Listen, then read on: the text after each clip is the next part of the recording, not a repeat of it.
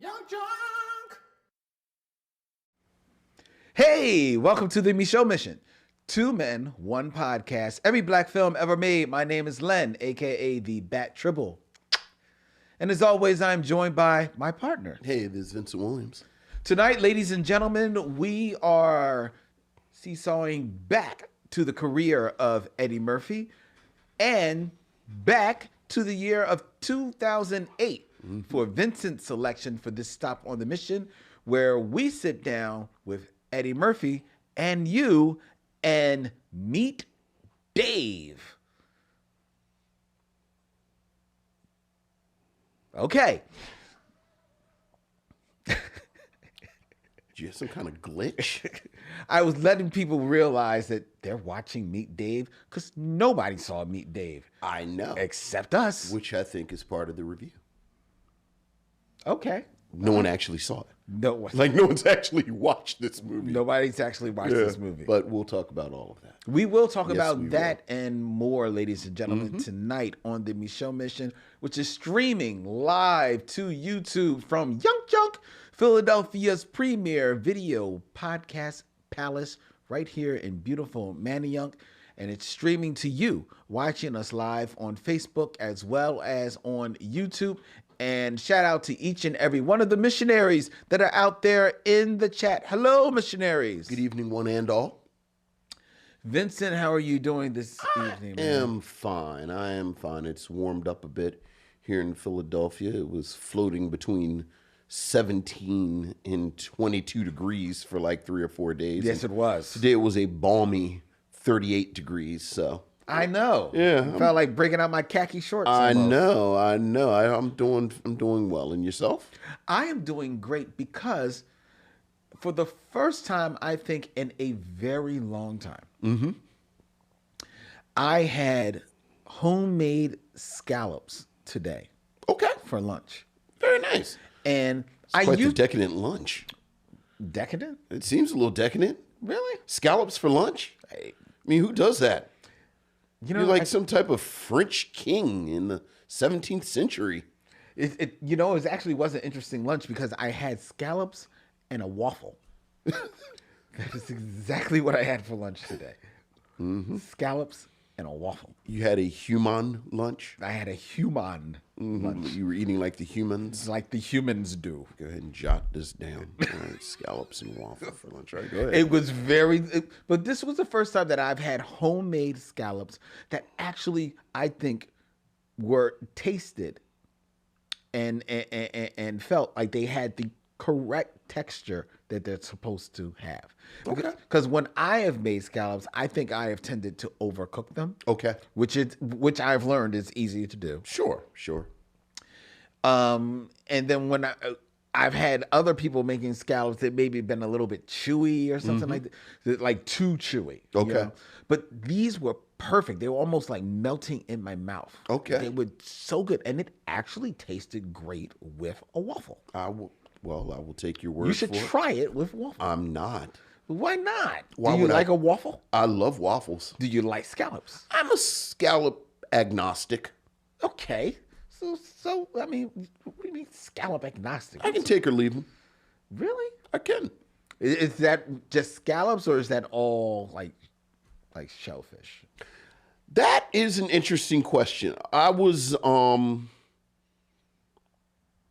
allergic to fish for a lot of my Fish or seafood? just seafood when I was young, and by the time I outgrew the allergy, Okay. and started eating seafood again, Got to be more selective about or which one. I just didn't see the big deal. And then the other thing is that my father's people are from Louisiana, so a lot of the shellfish, shrimp, crab, like they just pull it out the water. That's right. To put in the gumbo and stuff. Yeah. So like the sort of mystique of we're going to have some seafood, that missed me too, because Yeah. like I remember people stringing chicken backs and going basically down to the swamp and pulling out crabs and shrimp. So it's like, ooh, I'm going to have a fine dinner of something that we got out the swamp, Got the swamp. with chicken backs.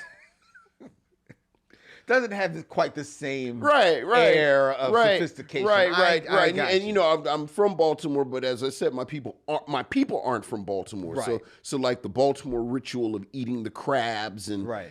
I just it's just not, well, I can take it or leave it. Well, There you go. But I'm glad you enjoyed your lunch of scallops in a waffle, which is absolutely something that a serial killer wouldn't eat, as he's trying to blend in with the populace.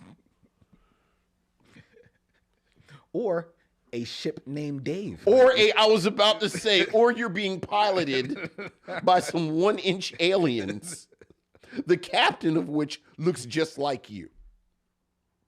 But we'll touch on that a little bit later. All right. Let's get into the show, starting with a look at some of the news that has happened. And one of the big things that happened not long before we arrived at the studio, was that they announced the nominations for the 2024 Oscar Awards. So shout out to some films that we're definitely, and people that we'll definitely be pulling for. Absolutely. In the Best Picture category, American Fiction. A movie that we both loved. Absolutely. Is in the running against such bigger films like Barbie and Oppenheimer. Oh, well, we had to talk about them movies. But let's just Issa Rae it. But it's just Issa Rae it. Okay, well, they can look on CNN for the other people. Like, just Issa Rae it. All right. What's the stuff we're interested in? Well, you said we got a lot to do tonight. Best Actor. Mm-hmm. Best Actor. Which way we're going to go? Because among the nominations are Jeffrey Wright for American Fiction. Amen. And Coleman Domingo for Rustin. Yeah. On Netflix. Yeah. Now, I saw American Fiction, and you saw American Fiction. Did you see Rustin? I still have not seen Rustin. You still haven't seen Rustin? No, I haven't. So, I mean, which way are we gonna go? I mean, Coleman Domingo's our dude. I am happy with both of them. See, but if either one wins, because I would want either one to win. I want either one to win. Like, I didn't see Rustin, and I've loved Jeffrey Wright longer, just because I've known about him longer than Coleman Domingo. But if Coleman Domingo wins, I'm gonna be happy, like somebody in my family won. So, see, my worry about that is that those two split the vote. I mean, always a danger. Which means that it then maybe lands in one of the other three hands. Look, man, it's the Oscars. I'm just happy. Like, I'm happy, as I always say, that everyone that we're talking about can now put on their resume Oscar nominated, and perhaps Oscar-winning creator. I think our best chance at, seeing an Oscar is in the supporting actor fields. Yeah. Where Sterling K. Brown yes, sir, is nominated for American Fiction, and Danielle Brooks is nominated for Best Supporting Actress for The Color Purple. Yes. We both said she's the best thing in The Color Purple. We absolutely did. Absolutely did. Dare I say, that is the consensus. Like, I think it's fair to say that's the consensus. That she's the best thing. That regardless of people's reaction to The Color Purple, because I do think their reviews have been mixed. Unanimously, everyone has agreed that Danielle Brooks is the real breakout performance. Yeah. So. Yeah. So those, and then the other, American Fiction is also nominated for adapted screenplay. Yeah. I'm very happy for Cord Jefferson. Yeah. A name we're going to watch. Most definitely. Definitely a name we'll watch. He wasn't nominated for director. Sure. But I actually can understand maybe not being director, because while it's a great film, it doesn't have that whiz bang of directing chops in it. But we're also pulling for an animated feature film. Yes. For Spider-Man Across the Spider-Verse. Always. Yeah. We're always Spider-Verse people. Yeah. So I hope that comes through. Yeah. And makes it. So congratulations. Most definitely. Congratulations to all the nominees. I was about to say, even if we're not Issa Raeing it, you know who we're pulling for, but congratulations to everyone. Yes, because, it is a notch on your belt. and well deserved for many of them, even the ones that I mentioned. More than a few movies we're aware of, have seen, and people that we've been rooting for. And just an addendum, when we were talking last week about the Golden Globes, we did not mention Niecy Nash. Oh, that's right. Congratulations to Niecy Nash. So absolutely right. So our no, not the Golden Globes, the Emmys. The Emmys. Right, because we talked about A.O. DeBerry, and of course, hometown favorite Quinta Brunson. Mm-hmm. But we didn't mention Niecy Nash. No, there you go. Mm-hmm. So yeah, shout out to the Oscars. Also in the news is a passing of great note in Hollywood, famed director Norman Jewison. Passed away at the age of 97. 97.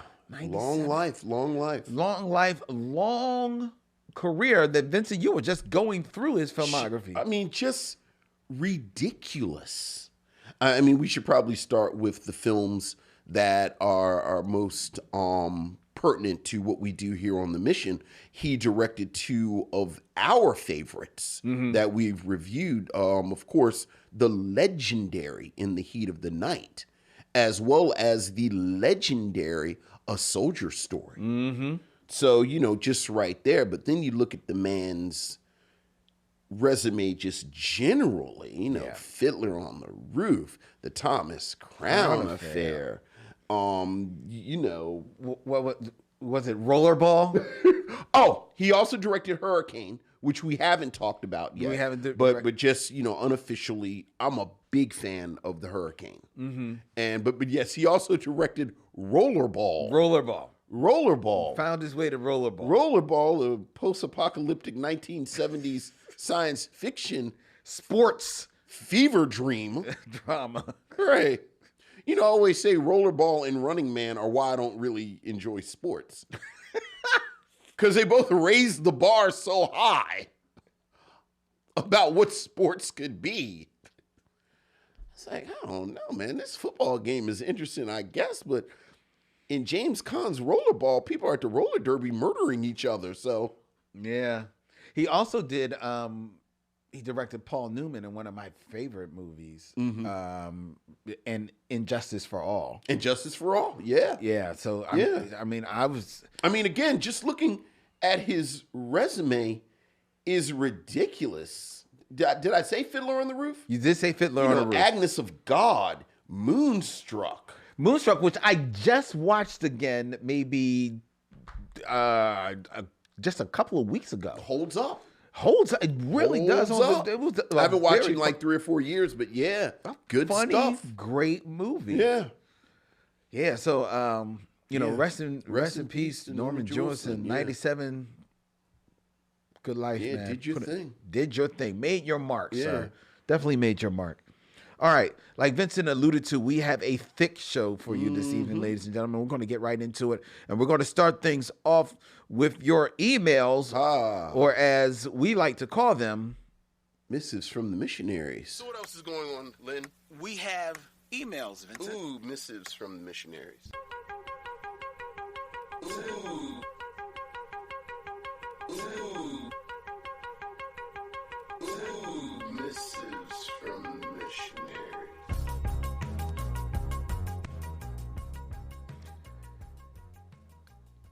Mrs. from the Missionaries. Vincent, we have an email from Lisa Alexander. Hey, Lisa.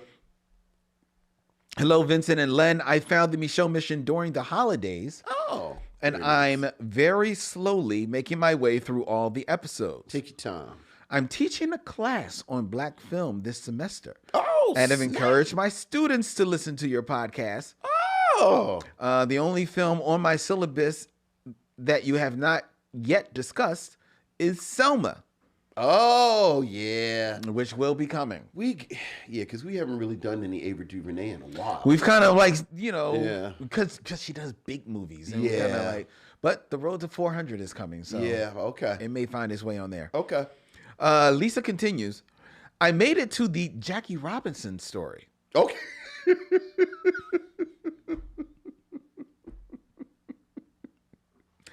and agree with your assessment of the film as a propaganda film that was in no position to tell his full life story. That is true because of the time in which it was made. Right. Also, Jackie Jackie Robinson, Robinson. playing Jackie Jackie Robinson, Robinson. was probably not the best choice for the role. Yeah. Hello, I'm Jackie Robinson. Watch me in the Jackie Robinson, Robinson story. Though it isn't eligible for your review because it is a TV film, the court martial of Jackie Robinson does a Yeah. much better job and has an amazing cast with the late, great Andre Brower right. playing Robinson. That's right. Cassie Lemons, the director of East Bayou, playing Rachel Robinson. Stan Shaw, favorite of the Michelle. Oh, yeah. Portrays Joe Lewis. That's interesting. I mean, it's the second. I mean, that's because he plays the boxer and Yeah. But seeing him as Joe Lewis, I get the hair slicked back. And Ruby Dee plays Jackie Robinson's mother. Oh, that's interesting. Yes, Dee went from playing I was about to say Jackie played his Robinson's wife Yeah. to playing his mother. The film is actually available on YouTube. I don't think you've discussed 42 yet, the movie 42. Yes, we haven't. We have not. But I would love to throw my hat in the ring for that episode. Stay warm, Lisa. Okay, All Lisa. right, Lisa. Consider what we see your hat. Yeah. Did you see the court martial? The court martial of Jackie No, I Robinson? know of it, but I haven't Yeah, seen it's it. very good. Is it good? It's very good. It's in that great group of movies, and I don't know if it was on HBO or Showtime, but remember that wonderful moment in the late '90s where HBO and Showtime were making like these amazing, made for their channel films. Oh yeah. It's like Soul of the I was about to Game. say Soul of the Game, and always outnumbered, always outgunned. 100 Men named. I forgot what that George. 100 Men named George. Yeah. That's good. And didn't stuff. one of them do the first Dancing in Tuskegee September? Airmen? Maybe. I think one of them. Yeah, did one of them. yeah. The first one. About Yeah, that. Yeah. But yeah, Court Martial of Jackie Robinson is good. I have to check that out. Yeah. Soul of the Game was that movie. Soul of the Game was fantastic. It's when I really started paying attention to Delroy Linda. Yeah. We got another email. Okay. It's from Morgan Robinson. Hey, what's up, Morgan? The subject line is "No Love for Glory." No. I know what this is referring to. Hey, Len and Vince. Hope you all are having a happy new year and are surviving the ridiculous amounts of snow. I had to ask how Glory didn't come up in the 6 Degrees of Derville Martin as soon as Matthew Broderick was mentioned. Once Len said his name, I immediately went Nancy Cartwright and Godzilla with Matthew Broderick and Glory with Denzel Washington and Mo Better Blues with Dick Anthony Williams and Five on the Black Side with Derville Martin. All right. First of all, Morgan, it's real easy to do it when you're not doing it in front of people with the cameras on and the lights on and Lynn is just yelling at you. First of all. Second of all, you're absolutely right. The problem is whenever I think about Glory, I forget it's white people in it. There, I said it. So don't think I'm going to connect Carl Hughes either.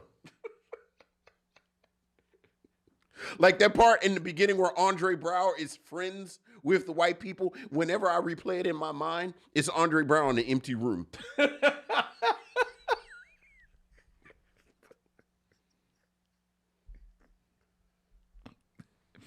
Look, they fit this one-man show of Andre Brower in the middle of the Glory. It's a really interesting choice. That's interesting. How is that wit moving by itself beating Denzel Washington? Boy, I don't remember the special effects being this good. I would cry too if it was just some whip. Just a whipping me. whip hanging in the air.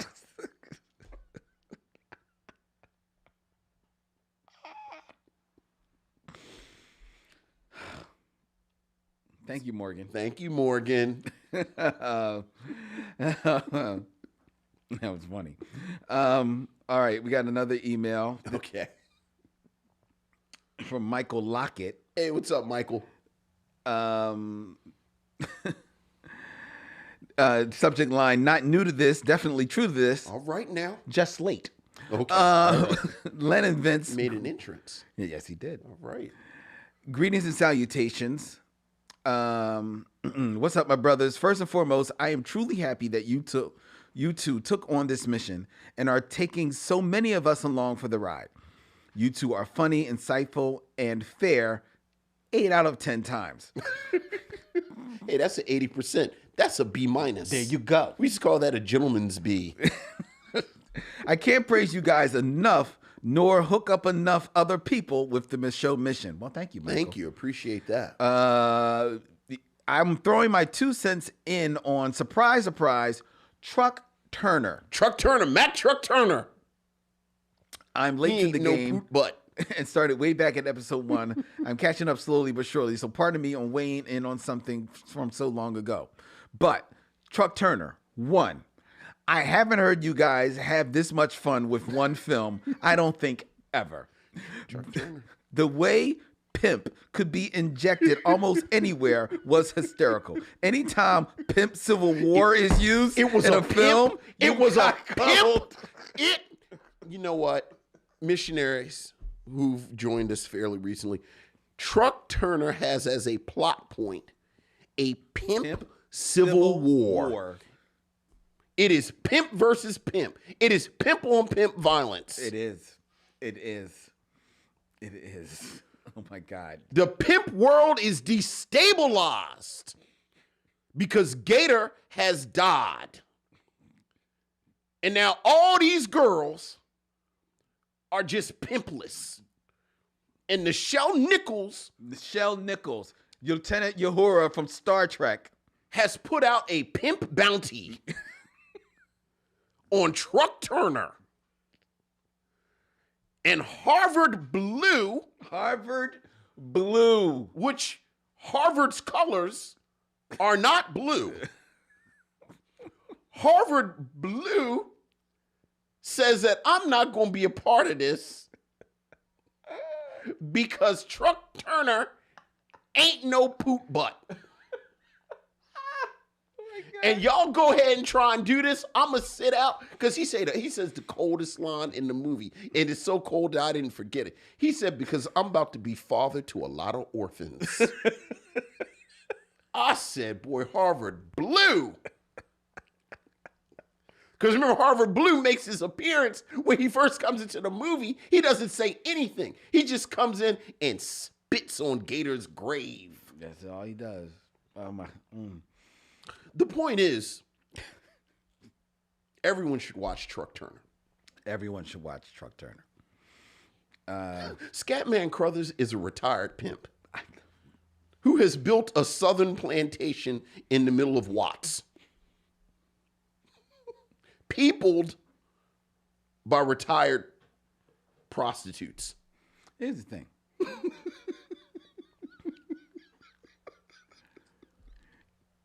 I believe Scatman Crothers really is a retired pimp. Scatman Crothers doesn't realize he's making a film. It's like when Bobby Brown is in the Western Gang of Roses, and you realize, I don't know, I think Bobby Brown thinks he actually transported through time. And now he's in the late 1800s during Western time. He doesn't understand this is a movie.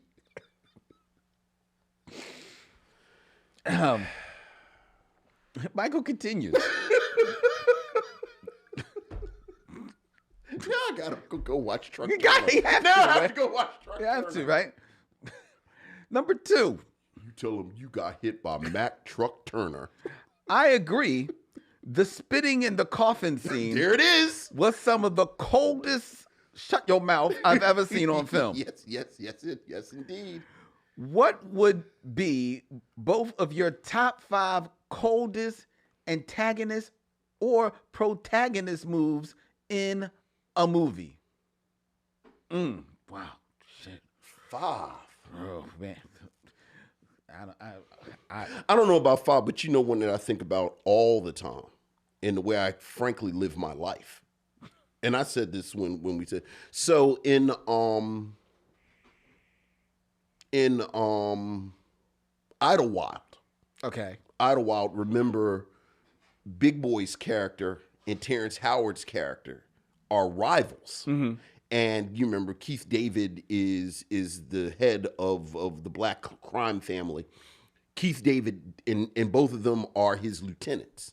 Keith David's character, spoiler for Idlewild, dies. Right. And Terrence Howard's character just takes control of the gang. Big Boy's character says to him, "Who told you you were in charge?" And then Terrence Howard says something that, all jokes aside, I really do kind of live my life like this. Terrence Howard character looks at him and says, "Who gonna tell me I'm not?" And I said, well, there you go. There you go. It's not a matter of who gave you permission to do something. The real question is, who gonna tell you you can't? Lynn, who gave you permission to have a film podcast? Who told me I could? Exactly. Who gonna tell you you can't? And now look at you. It's a picture of you sitting by you.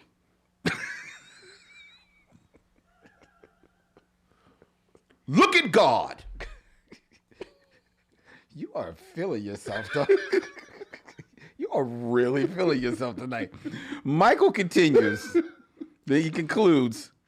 Finally, circling back to the mission as a whole, this movie and so many others have been laid out in front of me and talked right up to the point of, if you haven't seen it, you will. Or maybe not if Vince goes Fury Road on his review. I love Truck Turner and was glad it wasn't a lost gem of blaxploitation. Thanks again, and another missionary is marching with you guys. Mike. Thank you so much, Mike. Thank you so much. That is a great... God bless you bringing up Truck Turner. And I'm not going to spoil the lead, but next week we will be making announcements in regards to Truck Turner. Stay tuned, ladies and gentlemen. Stay tuned. We are? We are.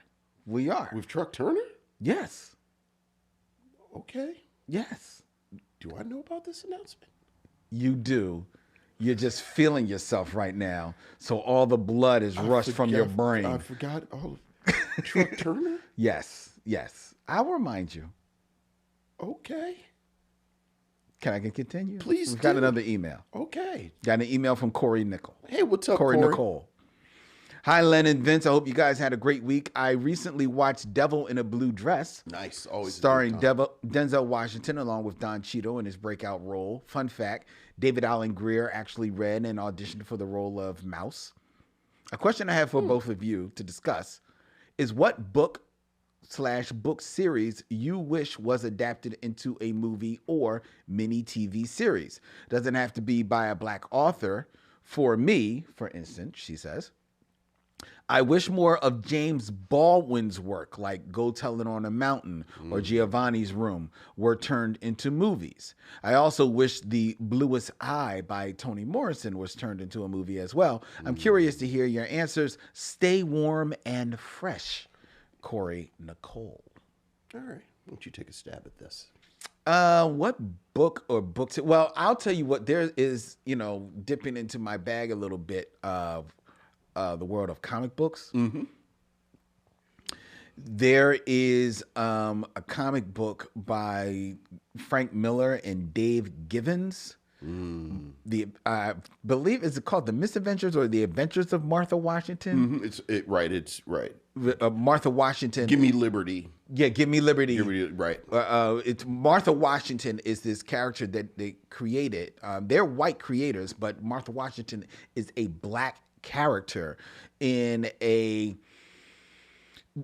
I guess, kind of dystopian. Yeah. Oh yeah. Definitely. America. Yeah, absolutely. That has been basically fall victim to capitalism going amok. Mm-hmm.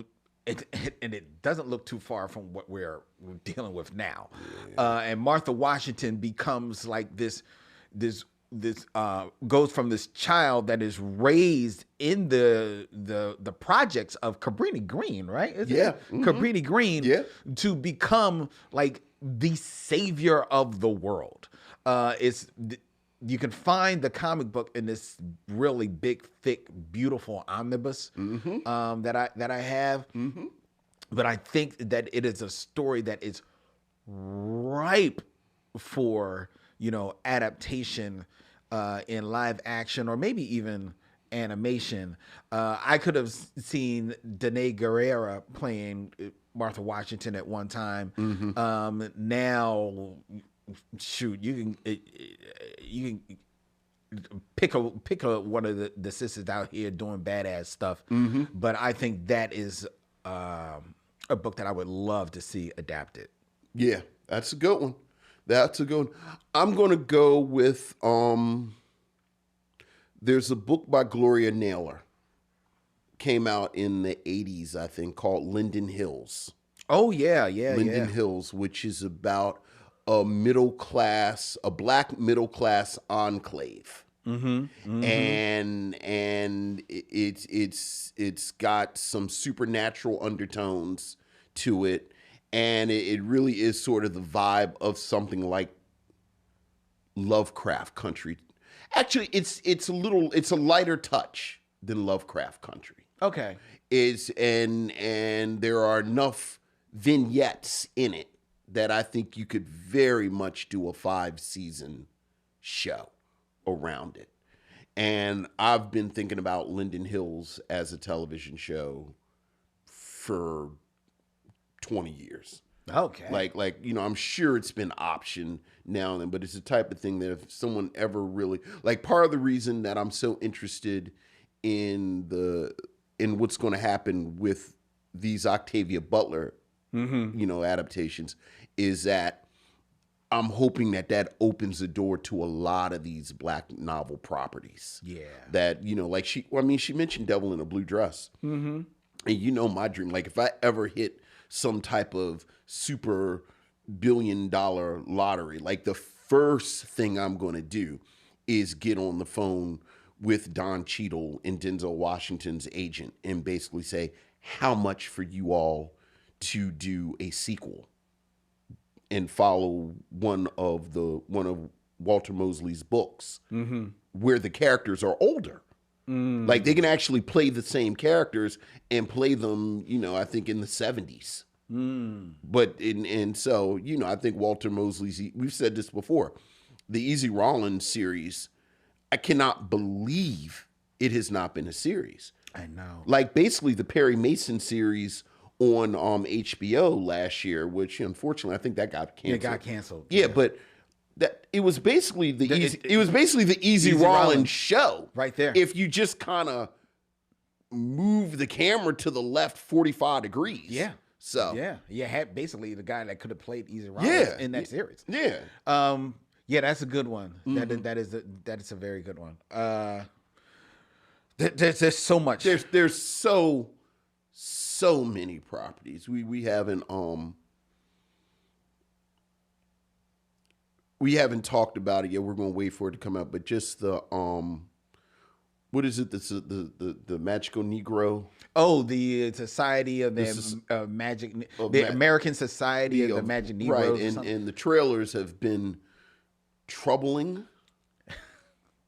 But it's the trailers. We're not going to judge anything by the trailers. The word out of Sundance is that it's on point. Well, but right? Got to consider the audience. I've heard different words. Yeah, frankly, because the words from, regardless, there is a comic series about black magicians that is perfect for adaptation. Like, I cannot believe no one has snapped up Excellence. Oh. And made I cannot believe Excellence is not on FX in the fall. Well, I like Excellence. I don't think I like it as much as you. I'm happy that Bitter Root got adapted. It's got optioned. Right. But you 100% see how Excellence I can see it. Could be a thing. I certainly could see it. Like a thing. I certainly could see it. Yeah. Certainly could see it. Most certainly. A lot of properties. Continuing. Emails. We got an email from Cherie DeBrest. Oh, what's up, cousin? Good evening, Len and Vince. I hope I don't have to wait too long before you give us a full review of 2024's adaptation of The Color Purple. Oh. Yeah. She's making the list and checking it twice. Yeah. I already agree with the reflections you've given thus far. I saw it twice and liked it more the second time around, but I don't think I would watch it annually like I do the original. I found there to be too many songs that did not really add to the story, and to make room for so many songs, they sacrificed some of the iconic dialogue and unspoken exchanges that were brilliant in the first. It felt compressed in some places, and our poor Taraji came off as going through the motions. I don't want to give too much away, and will patiently wait for your review. I did my black duty buying 2 tickets. Yeah. Yeah. Okay. No, it's interesting that this letter was after the last one talking about books being adapted.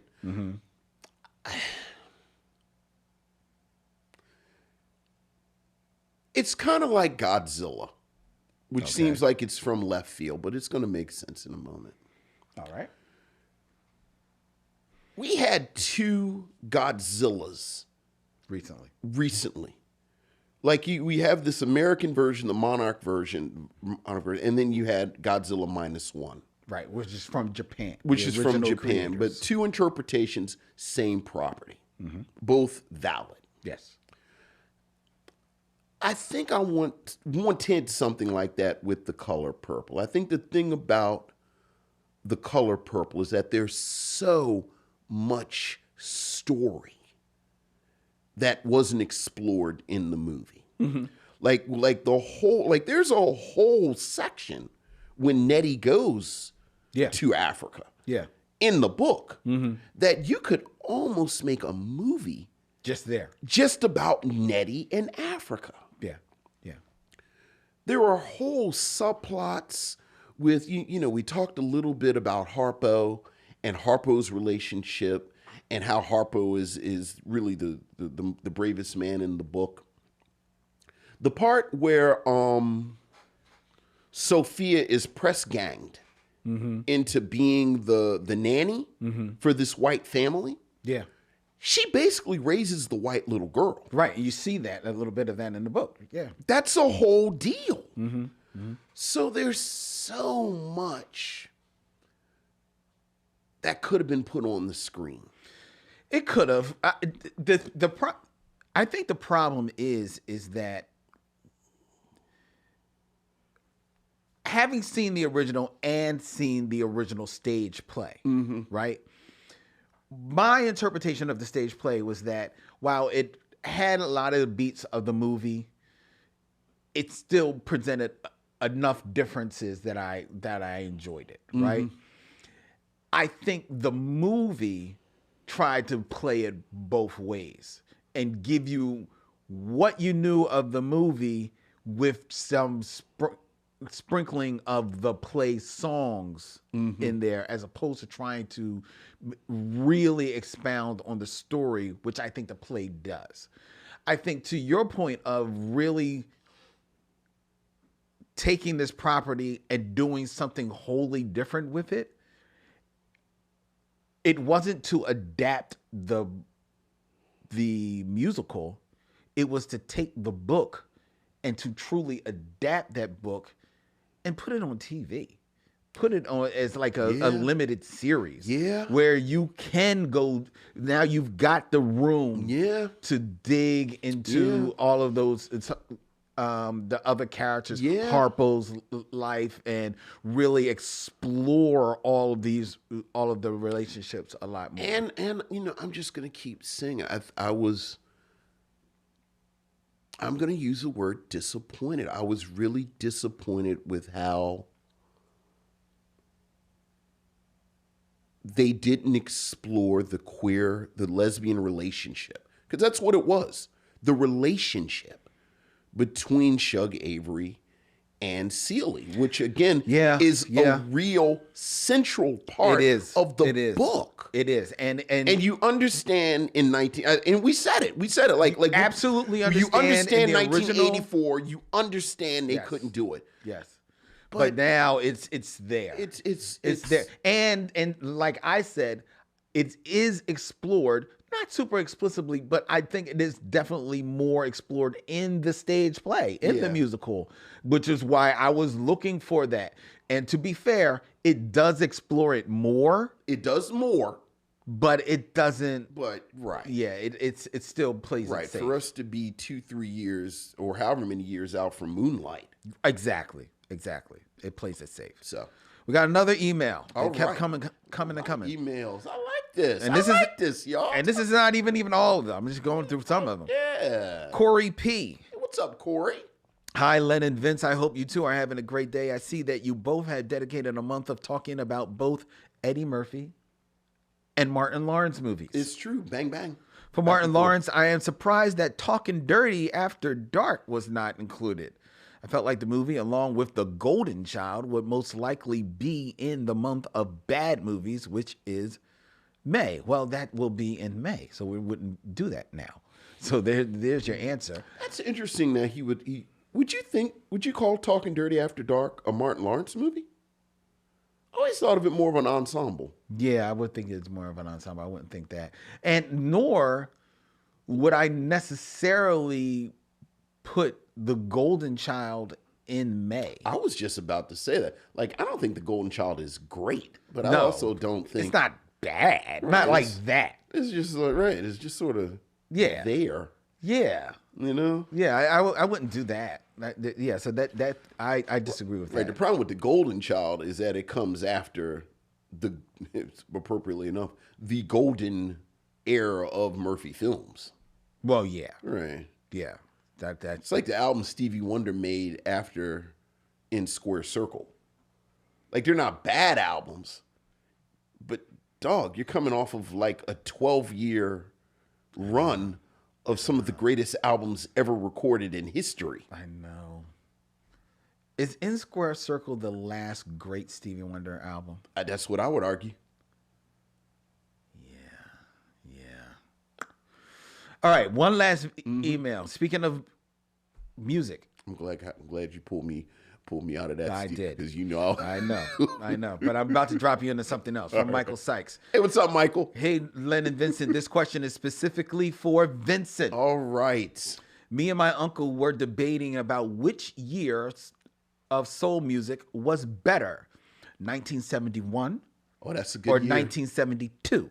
Oh, that's also a good. My uncle said 1971 Okay. due to albums like Isaac Hayes' Shaft soundtrack, Okay. Black Moses, Marvin Gaye's What's Going On, Oh, yeah. Sly and the Family Stone, There's a Riot Going On, Yeah. and songs by artists like Bill Withers, Ain't No Sunshine, and Grandma's Hands, The Temptations, Just My Imagination, and Al Green, I'm Tired of Being Alone, and so much more. God damn. I, Michael says, on the other hand, argue that 1972 had the best soul music and albums. Albums including Al Green's Let's Stay Together and I'm Still in Love with You. Curtis Mayfield's Superfly soundtrack.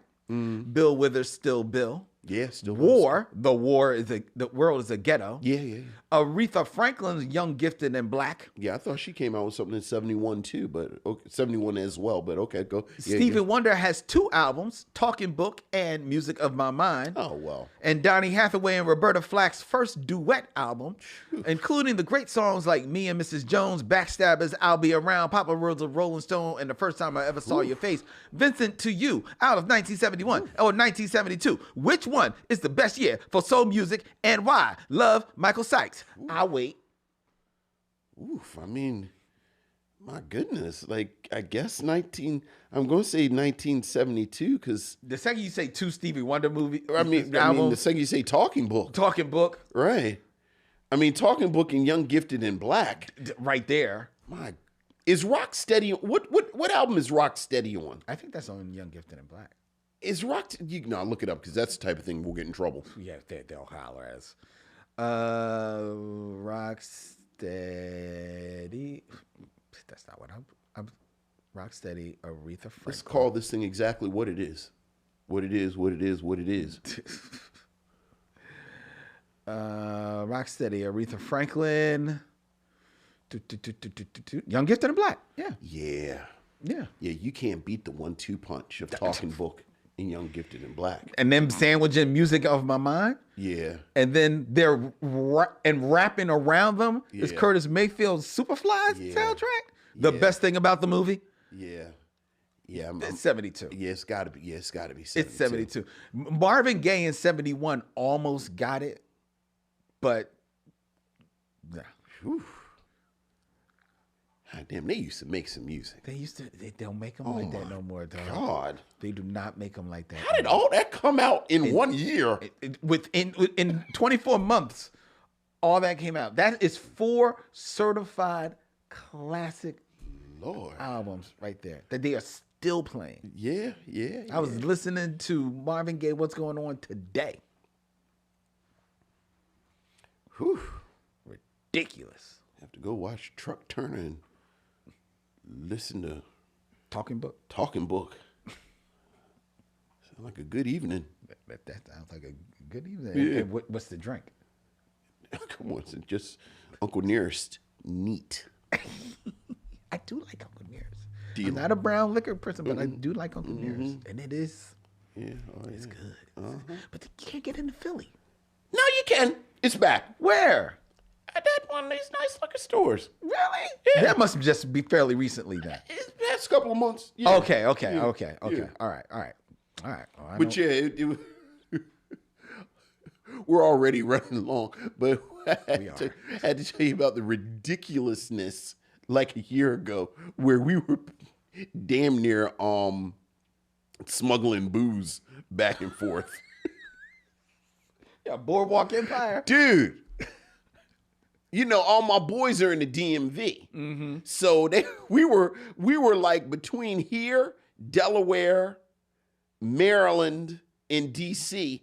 Everybody was on the lookout. And we were just transporting bottles of Uncle Nearest up and down 95. I cash app you. Give me 3 bottles. Give me 3 bottles. Yeah, because you couldn't get into Philly. Because you couldn't find it. Yeah. Yeah. But you know, I think what happened is they were switching out their basically the factory. Oh. Like they were switching out their process. Okay. So there was this moment, but yeah, everything is cool now. Okay. All right. It's good to go. And you know how I feel about free advertising. So if we're really like we actually like Uncle Nearest because they're not paying us to say this. No, they're not. Yeah. All right. We got one more Although email. we would love if they sponsored us. So if anyone knows the Uncle Nearest people. Yeah, please do. We are open for sponsor. Got a whole table right here. Yeah. and trust me, Dylan drink. So there will be for a.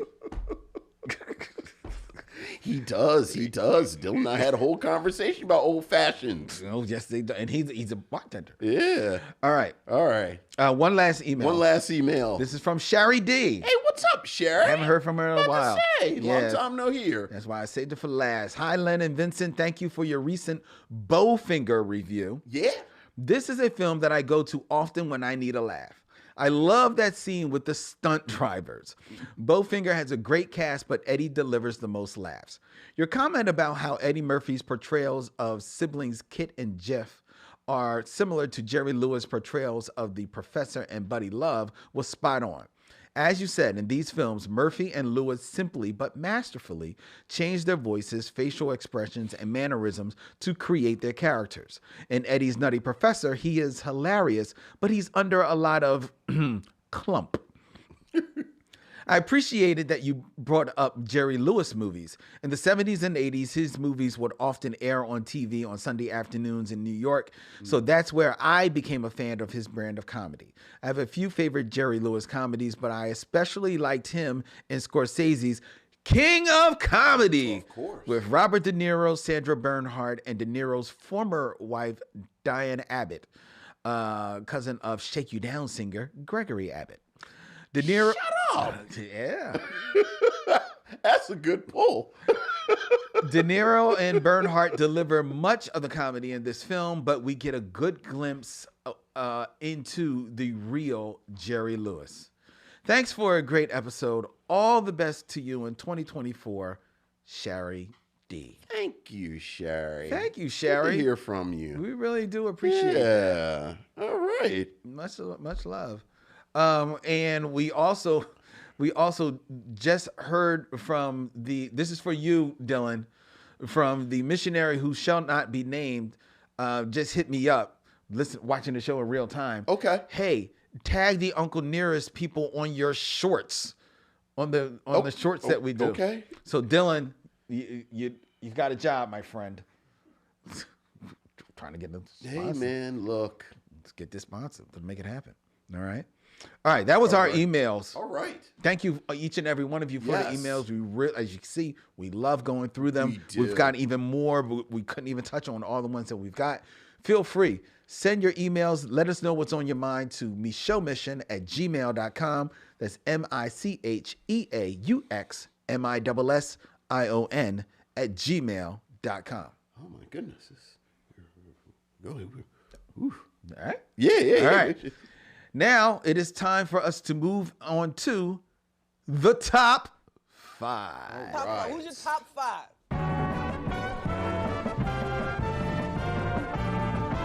My top 5 is. My top 5 is. My top 5 is. My top 5 is. Top 5, ladies and gentlemen, where I come up with a list. I present it to Vincent, and he says something funny, and then we repeat. That's the plan. See? Non-stop hilarity. All right. Keeping in theme Okay. with tonight's film that we are reviewing, which is Eddie Murphy in Meet Dave. Yes. I am presenting the top 5 Dave movies. Okay. All right? Yeah. All right. Starting with number 5. Number 5. I've not seen all of these movies, but I've seen more than a few of them. Okay. This one I have not seen, but it sounds vaguely interesting. Okay. At number 5, Dad and Dave on Our Selection, Okay. an Australian comedy based on the characters and writings of Arthur Steele Rudd. It is set in the late 19th century, colonial Queensland. The comedy stars veteran actor Leo McKern and opera singer Dame Joan Sutherland in her only feature film, and future Oscar winner Geoffrey Rush Okay. as the titular, endearing, blundering son, Dave. The film portrays the Rudd family of Aussie battlers in late 19th century colonial Australia, with dad, mother Rudd, and their hardworking but somewhat daffy son, Dave, as they take up a selection of land and attempt to farm it. The difficulties of early colonial farming life are portrayed with its ups and downs, humor, and frustrations.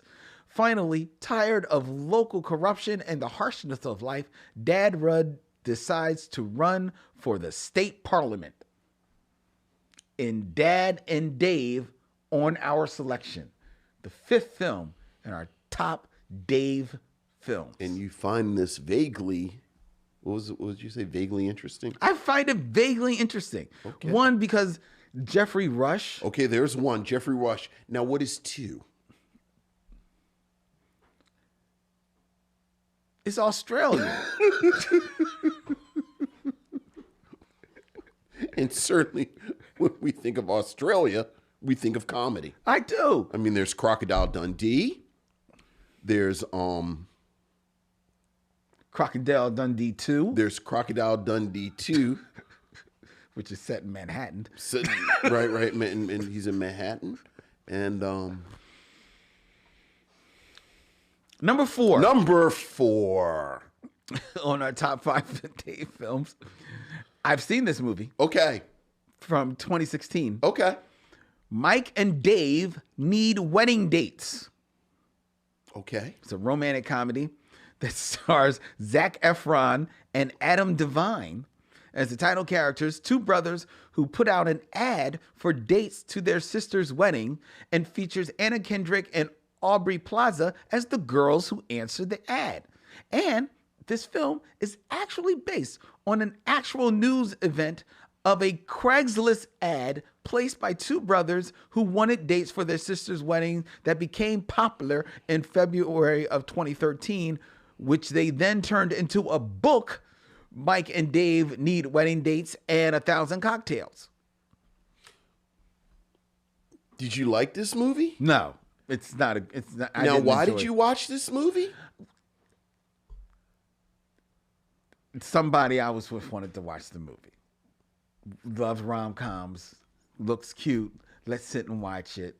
So That's fair. I had to watch it. I had pretzel bites. That's fair. I made it through with pretzel bites. Okay. 2 orders of pretzel bites. Maybe if you had scallops and a waffle, that would have made it. It would have made it much better. It much better. Yeah. I'll have to try that and watch this next time with scallops. No, I'm not watching this. All right. Number 3. Number 3. Are you not entertained? Number 3. That's not a knife.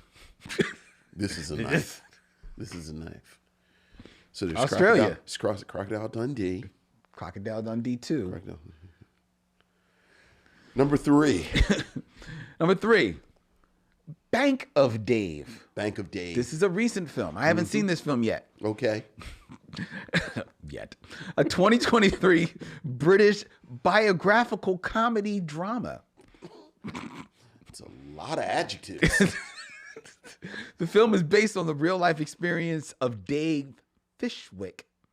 It follows the story of a Burnley working class and self-made millionaire Okay. who struggles to set up a community bank to help the town's local businesses to thrive. Okay. To do so, he must battle London's elite financial institutions and compete for the first banking license in over 150 years. Now that actually sounds I like was about to say that. It shouldn't be a comedy though. well, it's comedy drama. Right. That actually sounds like. I wonder if they made a documentary about this. I don't. They made a fictional. This actually movie. sounds kind of interesting. It sounds interesting, right? Yeah. I want to see that. For All sure. right. All right. There you go. Okay. That was number 3. That's number 3. Number 2. 2. Yes. This is the film that I've seen Okay. and you've seen, I've also seen it, and you like this film. and I liked it.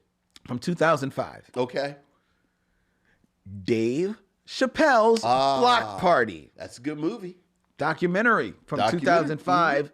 Hosted by Dave Chappelle. Directed by Michael Gondry.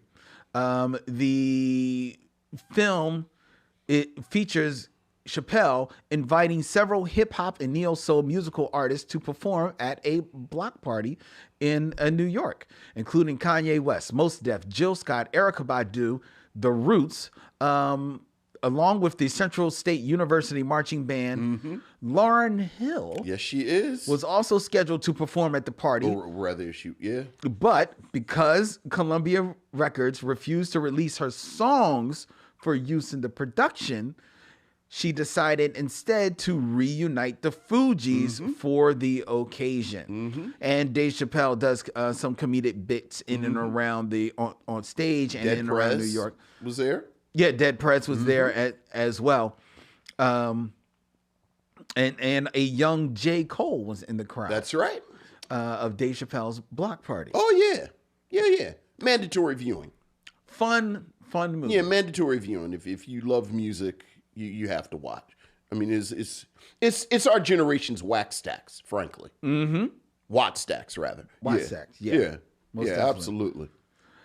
And number 1. Number 1. The number 1 Dave film. Can you guess what film that is? I'm assuming it's Dave with You're right. my man. Dave from 1993, directed by Ivan Reitman and starring Kevin Kline, That's my man. Sigourney Weaver, Frank Langella, Laura Linney, Charles Grodin, Ben Kingsley, and one Ving Rhames. I forgot Ving Rhames was in this. That's right. Sort of the opposite of Glory. Kevin Kline plays David Dave Kovic, who runs a temporary employment agency in Washington, D.C., and as a side job, capitalizes on his remarkable resemblance to President Bill Mitchell, also played by Kevin Kline, by comically impersonating him at events. However, when Mitchell succumbs to a major stroke while having sex with his mistress, Dave Kovic is rushed into service by the president's chief of staff to impersonate the president for some important meetings, and then hilarity ensues. Yeah. Dave, one of my favorite films. I absolutely One of love your this. favorite films. It's one of my favorite films. You're a And complicated man, Linwood. why? It's a great movie. It's a great movie, but It's very funny. no, it is. It's very funny, but you said like this is very definitive. Yeah. One of my favorite films. It's one of my favorite films. I mean, is it top 10? No, but it's Right. probably like, I would probably put it in like my top 30 movies. 30. Yeah. 30 movies. Yeah. Not even comedies. No, my top 30 movies. I could watch Dave right now. I enjoy it. I think it's a great movie. It's just I don't know if I've ever heard anyone say it's one of their favorite films. That's all. Really? It's so adorable. I love And Kevin Kline. and yeah. Kevin Kline is that dude. I man. refer to him as my man. I Yeah. don't do that with everybody. And Sigourney Weaver. man. And Sigourney Weaver, who I think In a role you don't oftentimes see her in. as a comedy. Comedic, that's right. I actually, come on, Charles Grodin, you can never go wrong with Grodin. Charles Grodin and Ever. and Frank Langella is hilarious in that movie. Another one you would never think. Never think of. Yeah. And when I watched Dave, I almost instantly then have to watch another one of my top 30 favorite movies, The American President, with Michael Douglas and Michael Douglas. Oh, I just drew her name. I remember the movie. I don't remember anything about it. Warren Beatty's wife, not Angela Bassett. Wishes. I know. I'm about to get in trouble. Let's see. It's about to get Annette Bening. We don't want any issues, Courtney B. Vance.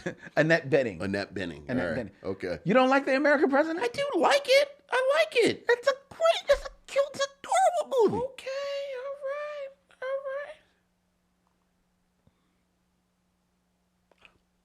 I like Dave. All right, and that's the number one Dave movie. All right. There you go. Those are the Daves.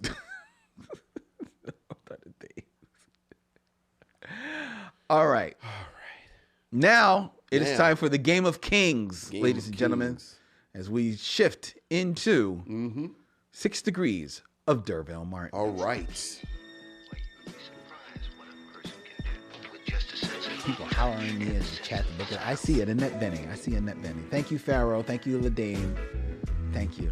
When people listen to the podcast or when they walk through the street, like they're having some type of fit, They screaming. yelling out at that Benning. That's what happens. I know. That's what happens. I actually do it myself sometimes. Are you screaming at you or me though? Both. Oh, okay. That's Both. good. All right. That's equal I opportunity. probably screamer. scream at me the most though.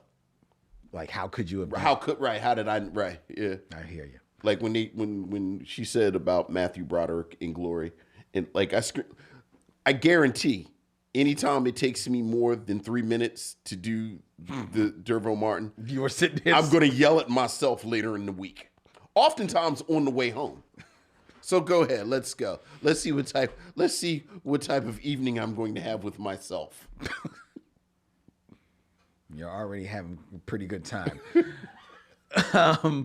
6 Degrees of Derville Martin, ladies and gentlemen, where I give Vincent 2 actors and he has 6 films or less to connect them to Derville Martin.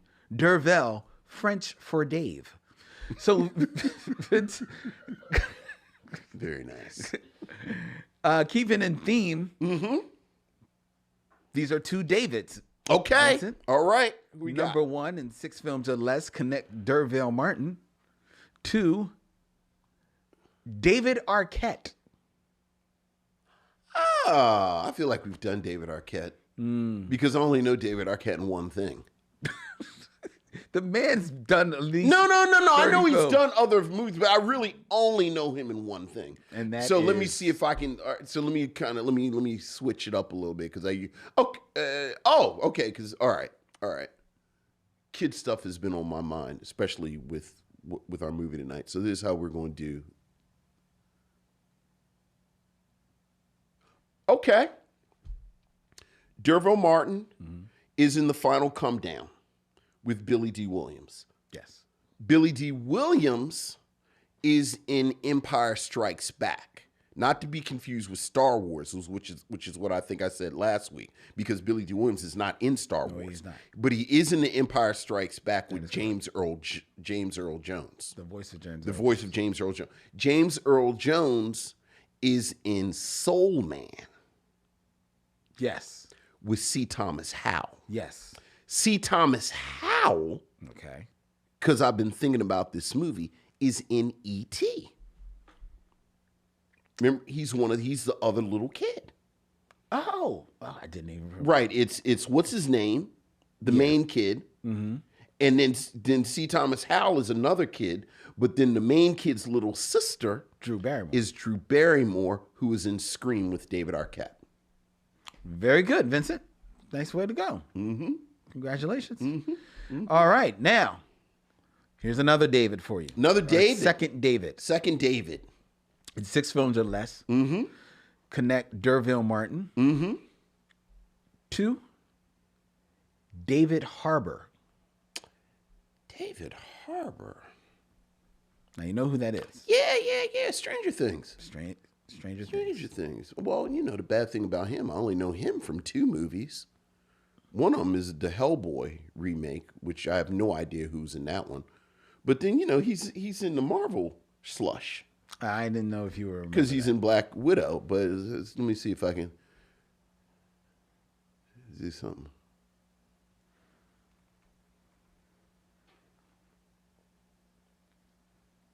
Okay. Derville Martin is, of course, involved on the Black Hand side with Dick Anthony Williams. Dick Anthony Williams is in Mo Better Blues, where he plays the father of Denzel Washington. Denzel Washington is in The Tragedy of Macbeth Yes. with Frances McDermott, Yes. who I, of course, saw for the very first time in Fargo Yes. with Steve Buscemi, Yes. who is in Ghost World with Scarlett Johansson. How many movies are you at now? Is that 5? Probably, but I'm finished and now now though, Scarlett Johansson is in Black Widow. Okay. With David Harbour. Very good. Very good. How's that? That is very good. I thought you were going to do a Dave, but I thought you were going to do David Letterman. Yeah, but I thought you were going to do David Letterman. but what movie has he been in? Well, the only thing I can think of is, of course, Cabin Boy. Yeah. Do you want to buy a monkey? Right. But Andy Richter is in that. But then Andy Richter is also in Talladega Nights. Oh boy. And in Talladega Nights is a pretty target-rich environment. Any way you can bring Talladega Nights onto the show. Hey. If you're not first, you're last. Very good, Vincent. All right. You connected David Harbour to Derville Martin. That is the 6 degrees of Derville Martin, ladies and gentlemen. That is the top half of our show. And it is now time for us to move into our review The review. of Meet Dave. Do you want to buy a monkey? No, I don't. Thank you. How you feel about Cabin Boy? I remember it being crazy, like a crazy movie.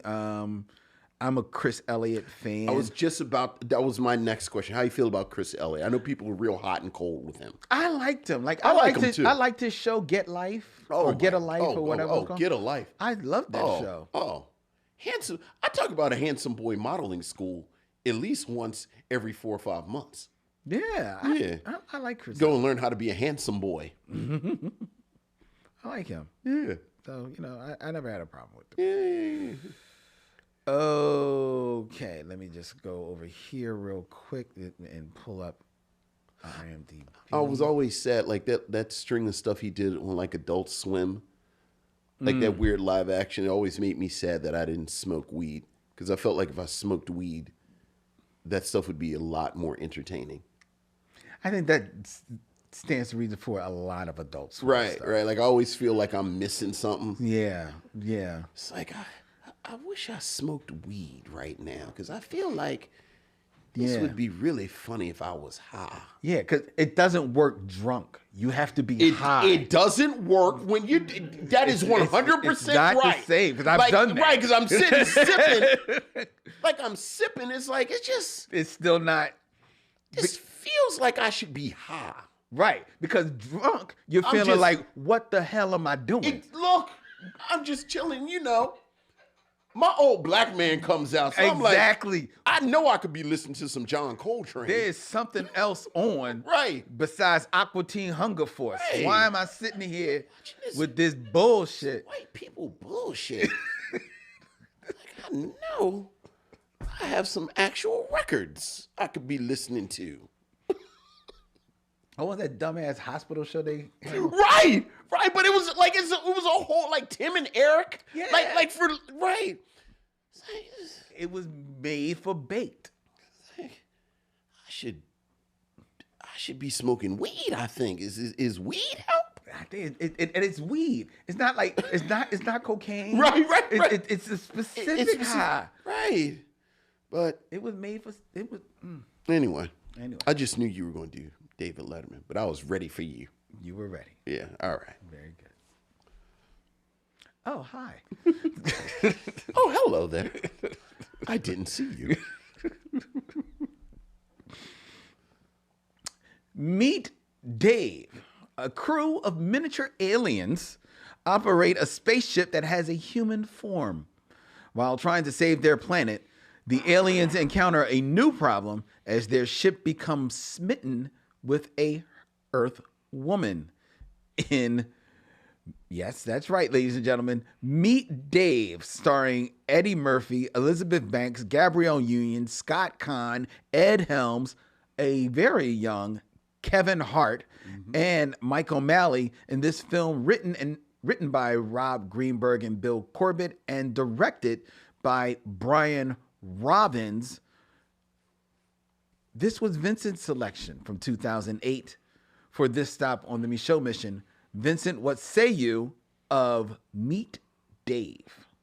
We were joking a little bit at the top about people this film having a reputation. Oh, but I don't know how many people actually watch this film. Okay. And I certainly include myself in that number before this afternoon.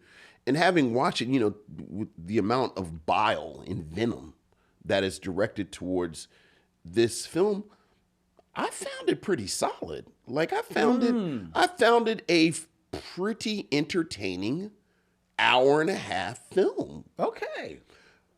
As you mentioned, the plot, if you are a science fiction fan, if you have any experience with genre fiction, is pretty boilerplate. A group of aliens come to Earth for some type of MacGuffin. In this case, the MacGuffin is the salt from our ocean water. But then they are going to meet some humans and realize that humanity has more to offer than what they thought. And they end up changed and, dare I say, improved by the experience. The hook of this version of this film is that the aliens are basically 1 inch tall human beings. And to masquerade as a human and to move through humanity, they pilot a spaceship, which is the form of a human being. And both the spaceship and the captain of this alien crew is played by Eddie Murphy. Exactly. And as I said, you can sketch out each of the beats of the plot in this film. I think what really kind of took this film to the level of, okay, this is kind of solid, frankly, is the cast. I think this is a surprisingly strong cast for a film like this. As you mentioned, the very young Kevin Hart is in here for 4 or 5 scenes. And I have to say, I enjoyed the amount of Kevin Hart there was in this film. He's sort of this chaotic element who jumps, there's a very early version of the Kevin Hart character. Yes, where he's, very kinetic, very kind of hyper. He jumps around. And I have to say, because he is so young, I found it a little charming. Okay. Because he's young. And it's like this, a guy in his early 20s jumping around doing his thing. I've not really followed her career. So, it wouldn't surprise me if there's a breakout role that she's done where people celebrate her. But everything I see Elizabeth Banks in, she makes better. Like Elizabeth Banks plays the mother of the kid. Yeah. That Dave, which is the Starship's moniker, Right. befriends. And she, I thought she had a really easy breezy bit of chemistry with Eddie Murphy. And that's not surprising because I think Elizabeth Banks, when I've seen her, has been in these comedies. Yes. Where she really is almost like a utility player who's able to bounce off of these comedians, and certainly comedians who are going a little broad. And she brings this energy. Like I said, there's a nice looseness in her performance. Okay. That I thought really worked. This crew, the crew, the conceit is that they are aliens and they are being exposed to human emotions. Yes. So that the emotions are default almost for like the vacuum. aliens is that they have this deadpan kind of persona. And because it's a comedy, the deadpanness is played very tongue-in-cheek. Very kind of stone-faced tongue-in-cheek. Ed Helms, and frankly, I like Ed Helms at this speed. Like, I love the slow cook Ed Helms, where you can tell at some point he's going to boil over. And I like Ed Helms in this role. Gabrielle Union, at this point, you can cut and paste everything that I've ever said about Gabrielle Union on this podcast. I really like Gabrielle Union. I wish there was more of Gabrielle Union. I think Gabrielle Union, once again, has this deadpan, firmly tongue-in-cheek, does not get enough space to really explore it. But, I think this is the role.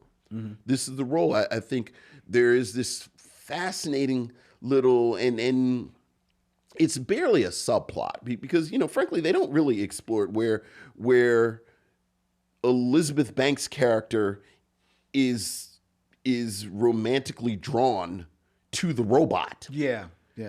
And Gabrielle Union is interested in the captain. Right. Who is the voice? Who is the voice of the robot, and the robot is sort of reflecting the captain's movements, so that it's this weird one-sided rivalry that doesn't get quite as bizarre as it could have. Yeah. But it's there enough to mention. And then the center of this, you have Eddie Murphy. And Eddie Murphy plays these 2 roles. And, I think the one role as the robot, it's this, this really kind of neat physical performance. It is exactly what you would expect from someone who is a master comedian. Like, I don't think there's anything surprising about Eddie Murphy's movements. Eddie Murphy's face, he has the stone face as well. But this time, because he's controlling a robot, the robot's face doesn't show emotion. Right. When no one is watching him. And it's the quirks of him trying to figure out human ritual, and there's this one bit where he goes into Old Navy, and the person at Old Navy says, "Welcome to Old Navy," and they think that this is a human ritual. So for 3-4 minutes, it's him saying, "Welcome to Old Navy" to everybody, with this very artificial smile on his face. But I also liked his performance, again, as this deadpan captain who isn't emotional, tongue firmly in cheek, and goes on. So that as a film, again, I thought it was solid. I think tonally, you can see it's trying to fit, and certainly when you look at the some of the background of the film, how it switched movie companies and ended up at the company that Columbia, which was responsible for the Dr. Dolittle films. Like you see how they're trying to fit this into a kids movie. Yes. And I think it fits into the kid movie category. I'm very tepid about Eddie Murphy's kid movie output generally. But having said that, as someone who has watched the kid movies, and again, when you consider the venom that is directed towards this film, By some of the people that are in the film. by some of the people who are in this film, who frankly, and at least one of the people has been on record as saying he didn't see the final cut. Right. I suspect more than a few of the people involved in this film didn't see the final cut. I think this is better than all of the Dr. Dolittle films. I think this is better than all of the sequels to Shrek. I think this is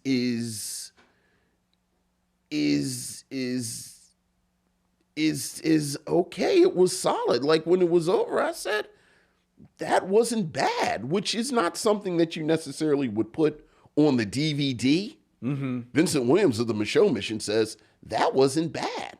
But as a film that, again, That might be as best as it can get. Though. right, as as a film that was a punchline and the Razzies and this, that, and the other. Yeah, one Razzie. Yeah, I thought it was, I'm going to say solid.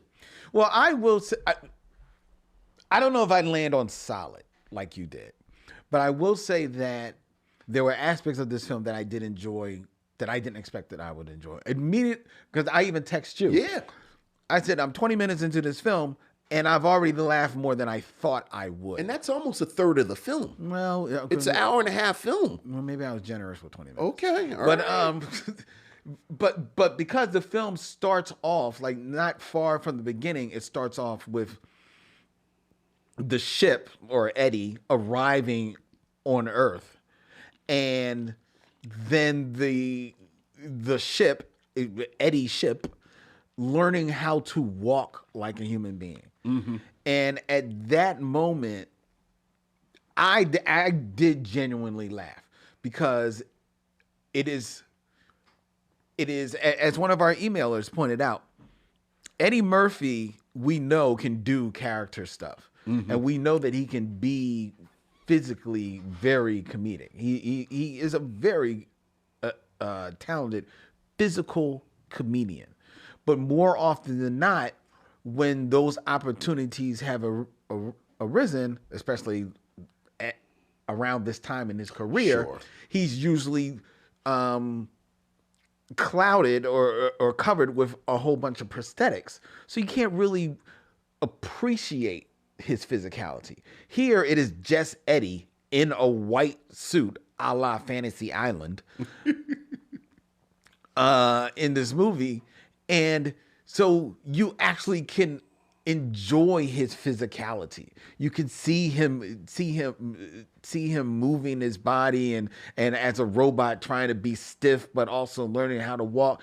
And it actually was dropped drop on the floor funny. I was like, all right, if this is what this movie's going to be, I'm here with that. I'm here for it. And I think there are some moments of Eddie returning to that level of physicality in the movie, but the first 10 minutes is him learning how to walk, him learning how to what does a smile look like, what does a grimace look like, learning how to the language, how to pitch his voice. Like those opening bits are hilarious. And then I think the movie returns to that level few and far between for the rest of the film for me. I think there are levels of it, but it doesn't go there. It doesn't go as hard with it. It doesn't give him as much space, and when it does, it is fairly fairly conventional or stereotypical, such as the spaceship is on the dance floor. Sure. So now he's going to be like the world's greatest dancer. Right. You see it coming already. Yeah. So that disappointed me in this film. And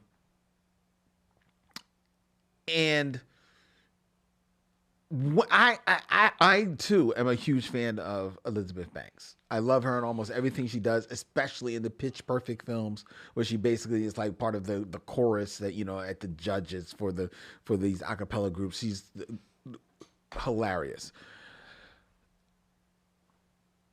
I actually think she's not given enough to do. I think she's basically playing the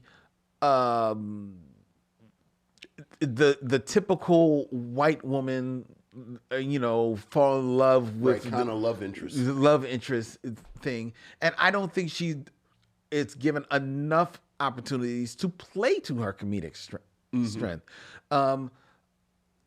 I actually didn't really feel any chemistry between her and Eddie Murphy. Kind of liked them together. I didn't. I liked Eddie for the most part. And I like her as an actress, but I didn't feel them.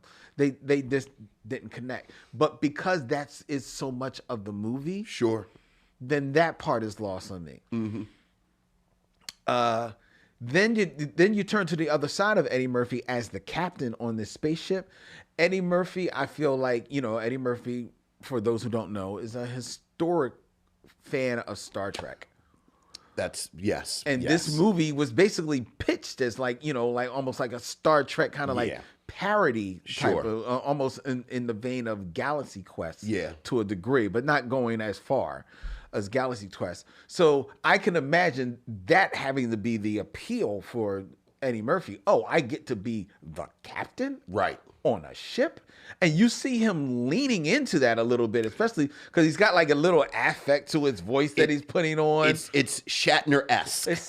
And he's definitely going for it. Yeah, absolutely. So I kind of like that. Yeah, I'm digging it, but I think that runs counter to the tone that's trying to be set in this movie, with it being like a family movie. And I think they want to kind of I think the intention, and if you read the background, the intention was maybe to arch this a little bit more to a little bit initially, a little not darker, but a little bit more sharper in the wit and the satire, especially in some of the space scenes.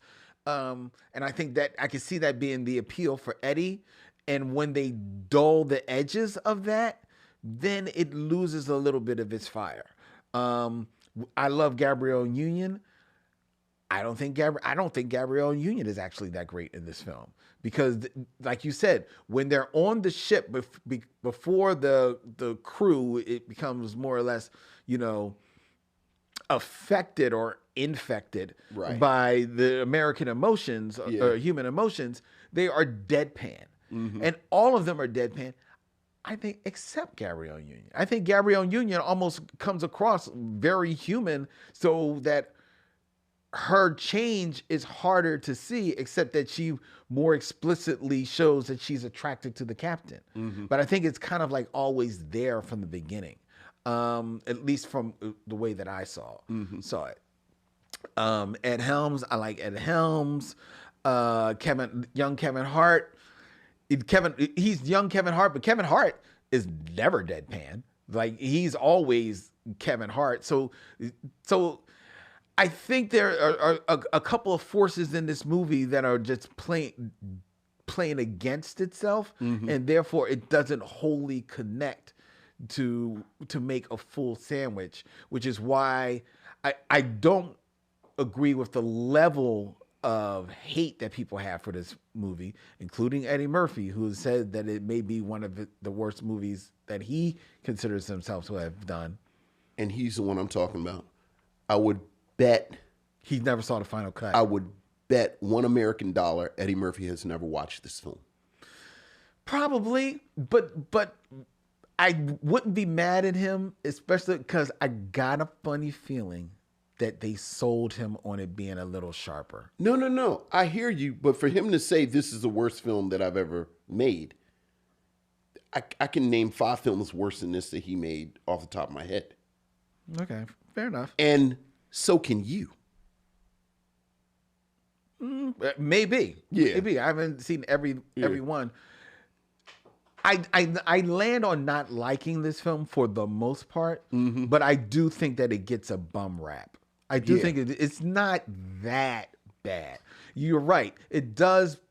They dull the edges so that it can be a family movie. And I think it does play as a family movie. Do you like Dr. Dolittle better than this?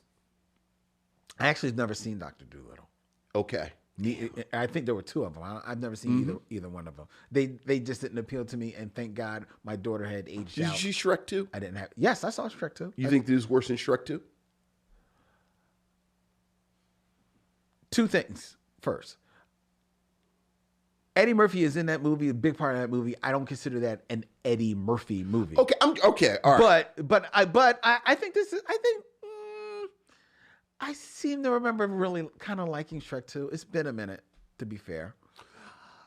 I guess the reason I brought up, I think you're right. Shrek isn't an Eddie Murphy movie, obviously, but I'm thinking this moment where Eddie Murphy is making kid movies.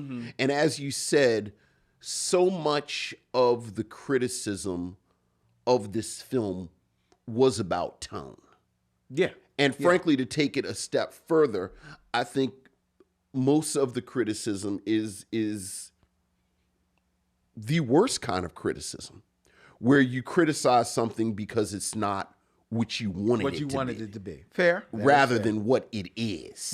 Yeah. And certainly there's a sharper version of this film. But for what it is, like if somehow like if Eddie Murphy is going to have this period of his career where I make kid movies and you know, and we haven't even gotten to 1,000 Words or The Haunted Mansion or you know. Didn't he do Holy Man? Well, I'm talking about kid movies. Okay. Like I'm now Eddie Murphy, the kid movie guy. I think when it's time to introduce a kid, I mean, hell, my son, when it is time to introduce my son to Eddie Murphy, and you figure you start with a kid film, I would show him this before Dr. Dolittle because I thought Dr. Dolittle was just dreck. No, fair enough. I never saw it. And I think I remember hearing it was a lot of poop jokes. I think everything after Shrek has been corporate and soulless. Haunted Mansion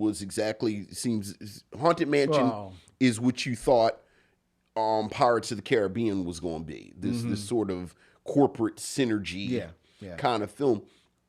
And again, you know, where you and I apparently meet is that this film has gotten this bum rap.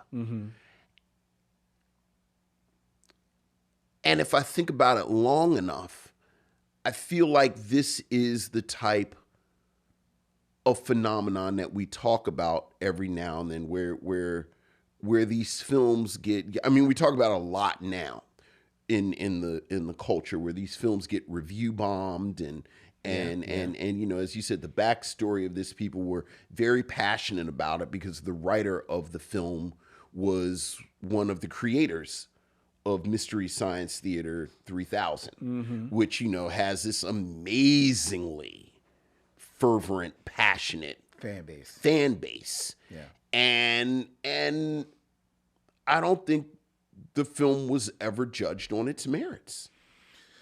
And to be fair, like, I'm not going to say this, you know, oh, this, no, because again, I don't really like any of these kid movies he makes.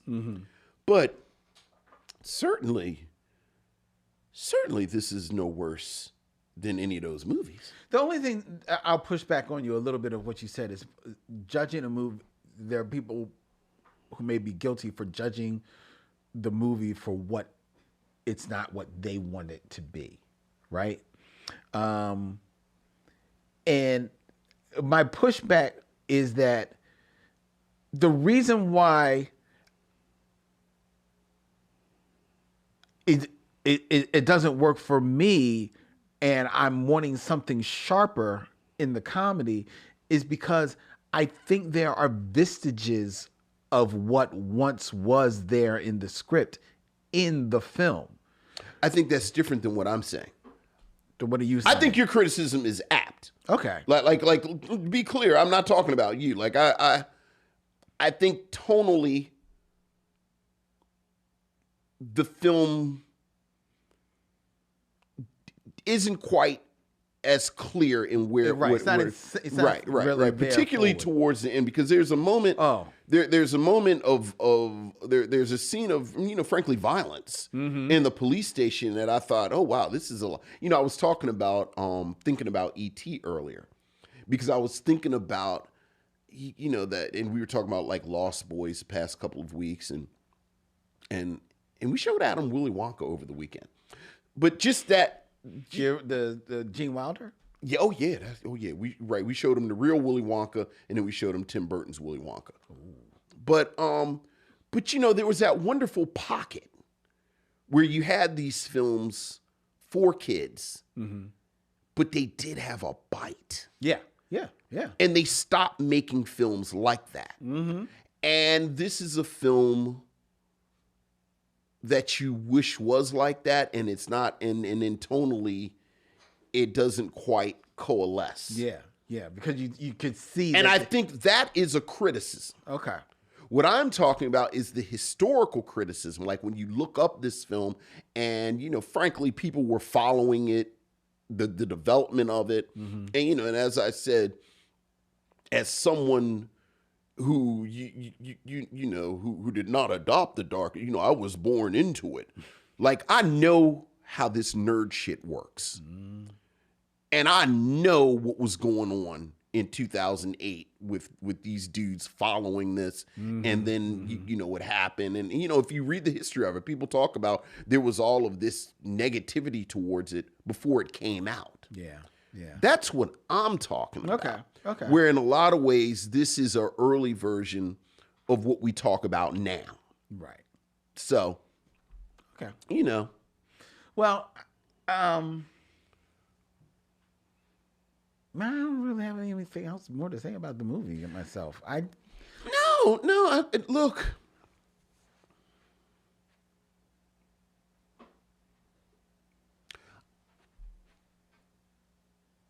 I am still going to say, well, I'm going to say what I just said. I think if you are, because now we've moved to, am I going to, would I recommend this film? And I think I'm going to frame my recommendation like I just said. I think if you are interested in this fairly significant part of Eddie Murphy's career, the Eddie Murphy family movie,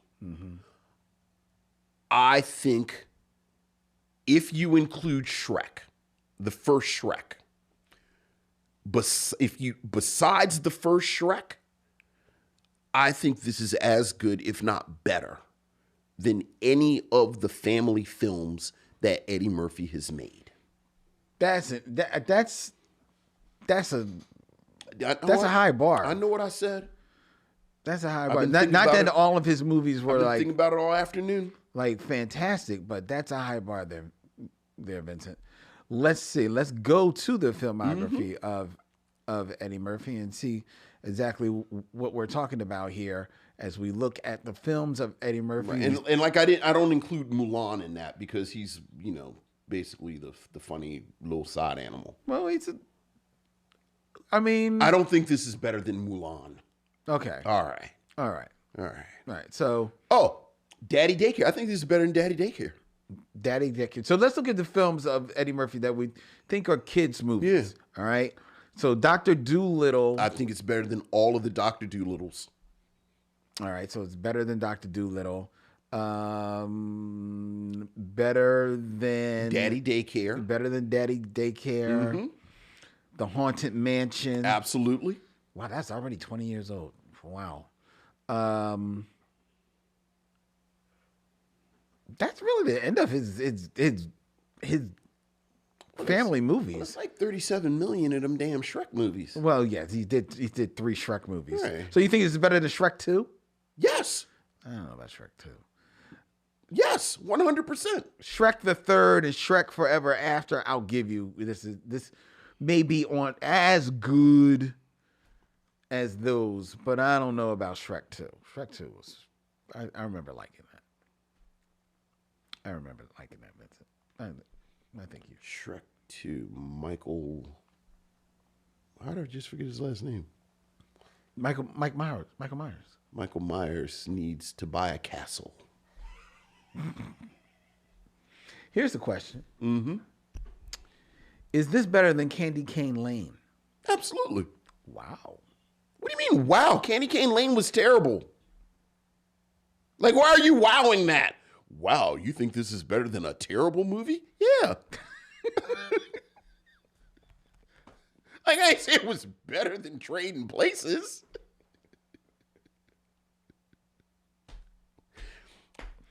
Gun to your head. If you had to watch one over again, would you watch this or You People? Oh, God. You know what? So my boy used to work for a record label. Used to work for, I think, well, I won't name no names, but he used to work for a record label. And I remember when the Black Eyed Peas came out, their first album where they were spitting. Yeah. And I remember being underwhelmed by Black Eyed Peas. And I was like, hey, it's all right. It was like, and my boy said, because he saw it coming down the pike, how music was changing. He said, there's going to come a day that you will appreciate this album.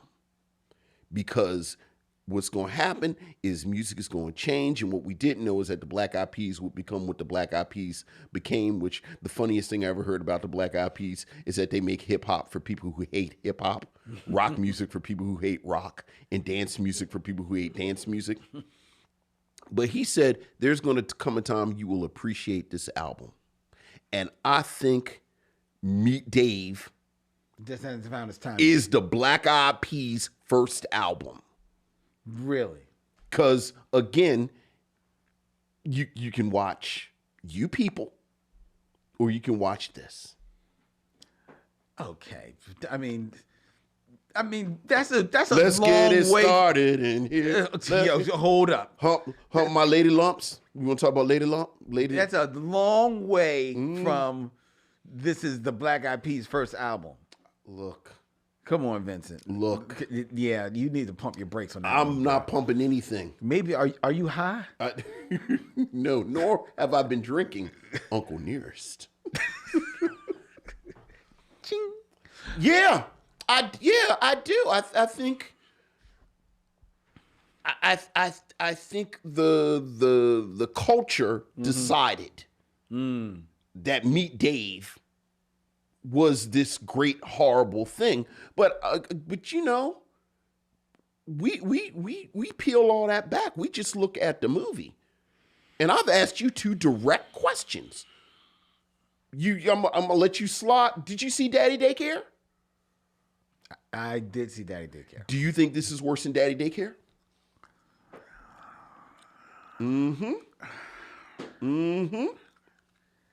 Yeah, I said what I said. It's not as bad as Daddy Daycare. I did not like Daddy Yeah. Yeah, again, it was real cool and real hip to shit on Meet Dave. But then he kept making movies. Daycare. They kept making movies. That's true. And now look at you. Look at you people.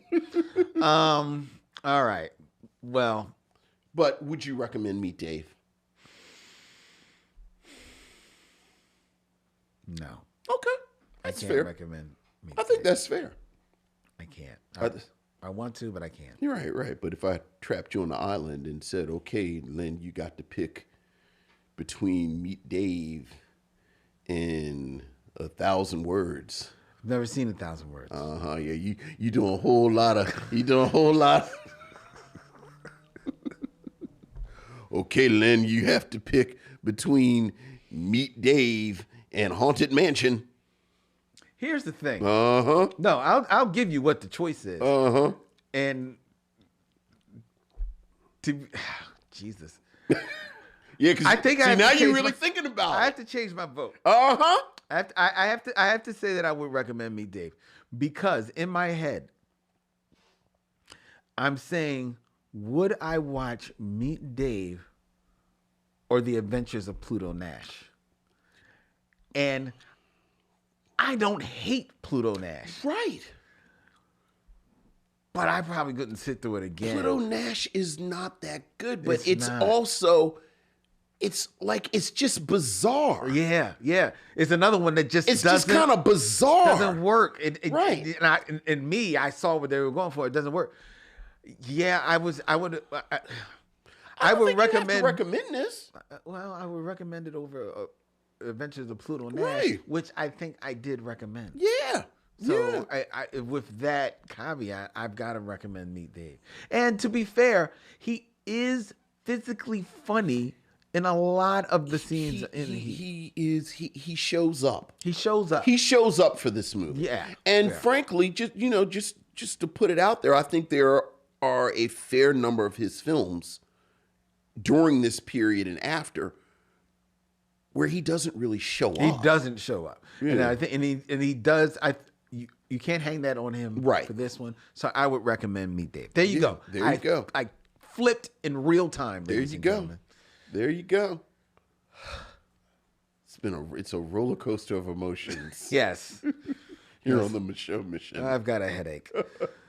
All right. Before we go, ladies and gentlemen, I invite you, if you're in the Philadelphia area, please come out to the lounge at World Cafe Live Yeah. this Saturday night, where Vincent and I will be screening Love Jones, the classic Criterion Collection rom-com.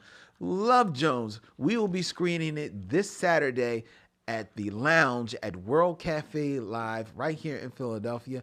Tickets are on sale at worldcafelive.com, or you can find our link in our bio on Instagram. All right. Please come join us. Yeah, because we're going to gonna screen have the a ball. movie. We're going to do a talk back.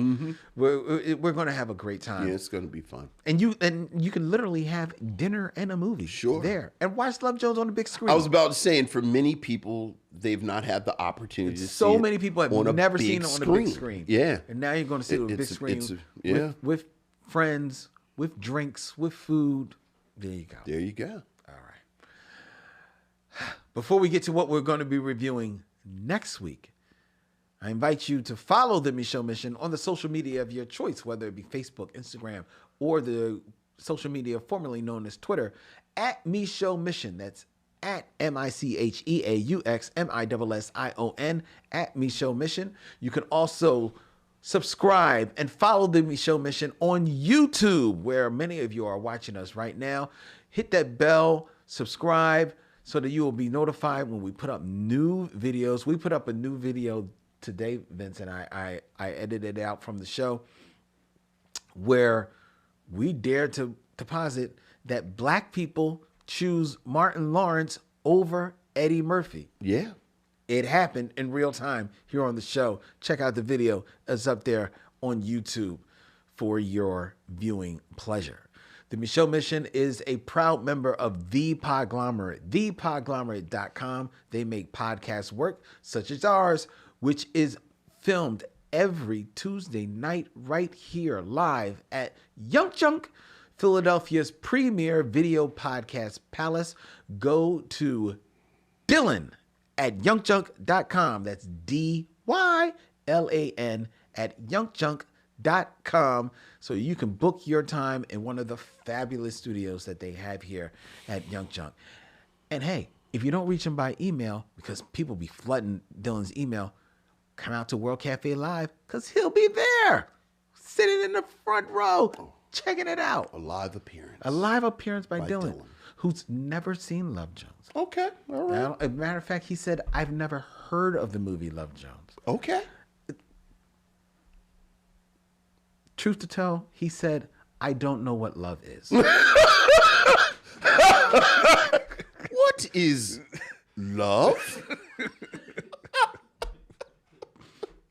Find out what love is with Dylan at the screening of Love Jones at the Lounge at World Cafe Live this Saturday, January 27th. Apparently is a robot being piloted by a 1-inch alien that looks just like Dylan. Yeah. Yeah. Next week, here on the Micheaux Mission, we are going to be staying in the year of 2008, flip-flopping back to the career of Martin Lawrence. And this may be a good one. As we review Yeah. Welcome Home, Roscoe Jenkins. Welcome home, Roscoe Jenkins. Yeah. Next week, here on the Micheaux Mission. Until then, he's Vincent, I'm Len, and in parting, we say... We'll see you in the